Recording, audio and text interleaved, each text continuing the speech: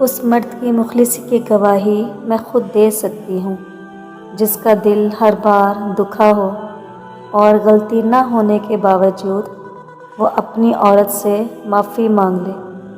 ایسا مرد لاکھوں میں ایک ہوتا ہے جو رشتہ کبھی ختم نہ کرے، اور اس عورت سے بد نصیب کوئی نہیں جو ایسے مرد کو کھو دے۔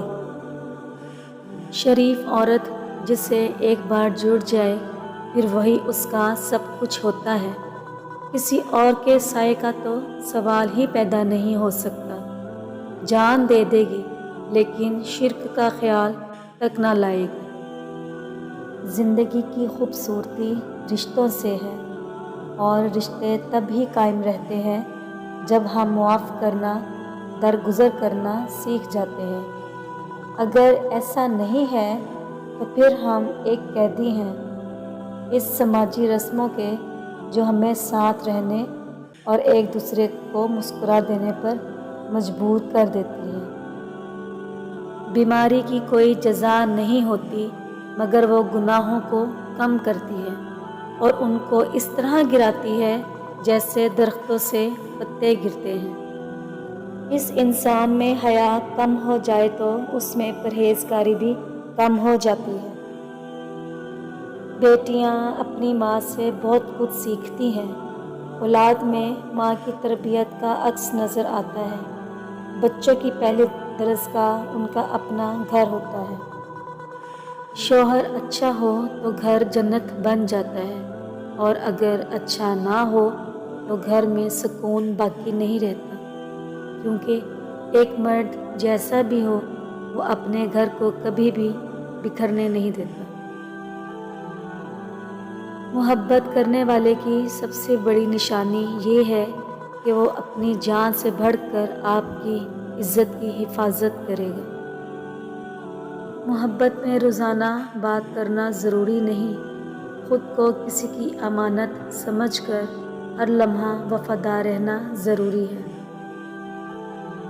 روٹھ جانے کے بعد غلطی جس کی بھی ہو، بات کا آغاز وہی کرتا ہے جس کو بے پناہ محبت ہو۔ کنجوس سے نہ ملو کیونکہ وہ تمہیں تمہاری ضرورتوں سے بھی روک دے گا۔ جو انسان زیادہ باتیں کرنے کا عادی ہو اس کی عزت زمانے میں کم ہونے لگتی ہے۔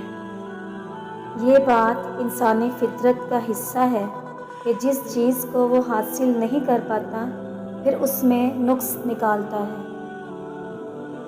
کچھ عورتیں اتنی خوش نصیب ہوتی ہیں کہ اللہ پاک ان کو ان کے من چاہے شوہر عطا فرماتے ہیں۔ حضرت موسیٰ علیہ السلام نے ایک بار اللہ تعالیٰ سے سوال کیا کہ اے اللہ، تیرے ناراض ہونے کی کیا نشانی ہے؟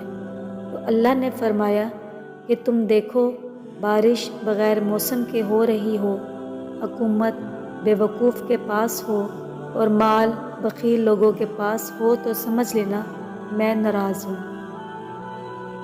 عورت کی 3 بڑی غلطیوں کی وجہ سے مرد اس کی قدر کرنا چھوڑ دیتا ہے۔ نمبر 1، جب عورت مرد سے انا کا مقابلہ کرتی ہے۔ نمبر 2، جب عورت دوسروں کے سامنے مرد کی عزت نہیں کرتی۔ نمبر 3، جب عورت مرد کو طعنے مارتی ہے یا طنز کرتی ہے۔